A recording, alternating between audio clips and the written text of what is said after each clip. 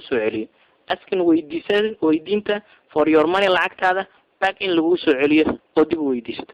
Hey Ahmed, Ahmedow, how is everything? Ka waran wax walba? I'm very good Omar oo aad u fiicanahay. What's up maxaa dhacay? What's up? Say wax u jiraan maxaa jira? Well waa hagaag. You said waxaad tiri you'd pay inaad bixin doonto back dib aad igu bixin doonto your borrowed $100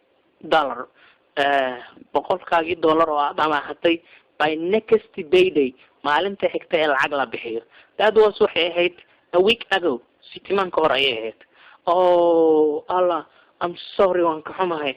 I got jammed up, waan mashquulay.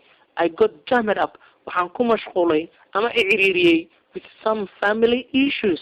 Arrimaha qoyska qaarkood baa ay ciriiriyeen with some family issues. Arrimo qoyska ah dhexdooda ayaa ay xiriiriyeen. Totally gabi ahaanteedba forget about it. Waan bay loobay. I understand waan ku fahmay. But laakiin I need it. Waan u baahanahay. Back dib ayaan u baahanahay. Sure. Waa run.